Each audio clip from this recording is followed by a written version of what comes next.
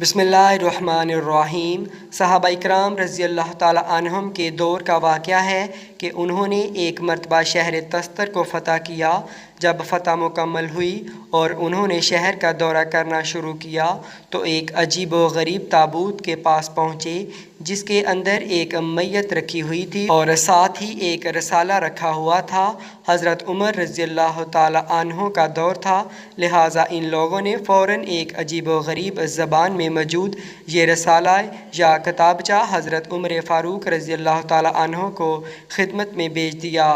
जब ये रसाला हज़रत उमर फ़ारूक रज़ी अल्लाह ताला अन्हु के पास पहुँचा तो उन्होंने एक सहाबी को बुलाया जो अरबानी ज़बान में बड़ी महारत रखते थे और पुराने सहीफ़ों का तर्जमा करने और पुराने सहीफ़ों को पढ़ने में बड़ी महारत रखते थे।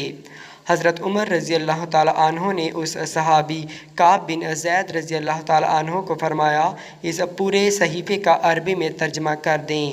जब उन्होंने तर्जमा किया तो हैरत अंगेज़ बात बतलाई कि ये रिसाला बिल्कुल कुरान मजीद की तरह अहकामात पर मुश्तमिल है, यानी ऐसे अहकामात जो बहुत जामिया और माना हैं और इसके अंदर बात में आने वाली यानी हम लोगों के वाक़यात, हालात और कैफियत लिखी हुई थी। रावी कहते हैं कि जो ताबूत हमने तस्तर शहर से ढूंढा था वो बड़ा ही मुतबर्रिक था। लोग इसको चूम लिया करते थे, उसकी बड़ी ही तकदीस किया करते थे। अगर कभी कहत साली होती और बारिश का कोई अमकान नहीं होता तो उसको खोल देते। उसमें मौजूद मैयत को देखकर फ़ौरन आसमान पानी बरसाना शुरू कर देता। इसलिए रावी यानी सहाबी फरमाते हैं कि हमने इस बिद्दत और गलत आदत को ख़त्म करने के लिए फ़ौरन ही उस ताबूत यानी मैयत को दफन करने का इरादा किया, मगर हमें ये डर था कि लोग इसकी अकीदत में इतना ज़्यादा मुब्तला हो चुके हैं कि वो कब्र खोल कर दोबारा उस मुक़द्दस मैयत को निकाल लेंगे और उसकी बेहुरमती करते रहेंगे। चुनांचा रात के अंधेरे में हम बहुत सारे लोगों ने मिलकर एक जगह पर 13 कब्रें खोदीं।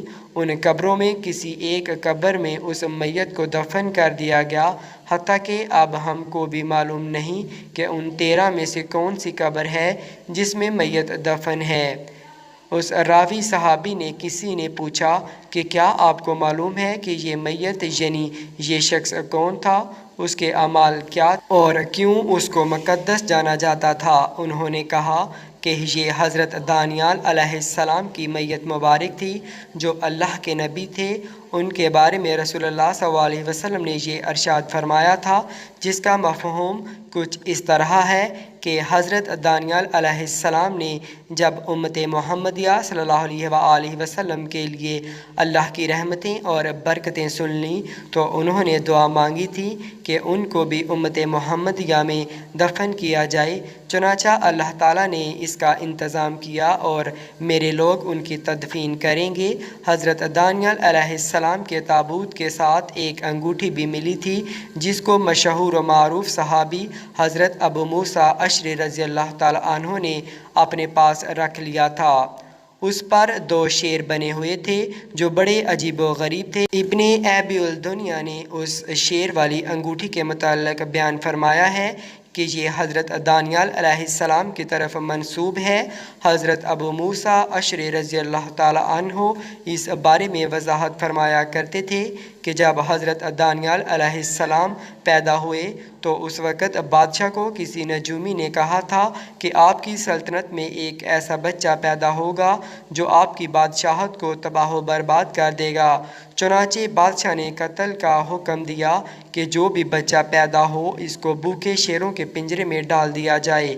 जब हज़रत दानियाल अलैहिस्सलाम की पैदाइश हुई तो बादशाह वक़्त के हुक्म के मुताबिक इस नामौलूद बच्चे को भी रात के वक़्त एक पिंजरे में डाल दिया गया जिसमें शेर और शेरनी भूख से तड़प रहे थे।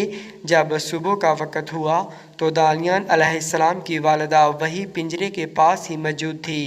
उन्होंने देखा कि बच्चा तो सही सलामत है और अजीब चर्चा हो गया कि रात भर बच्चे को दोनों शेर मिलकर खेल खिलाते रहे।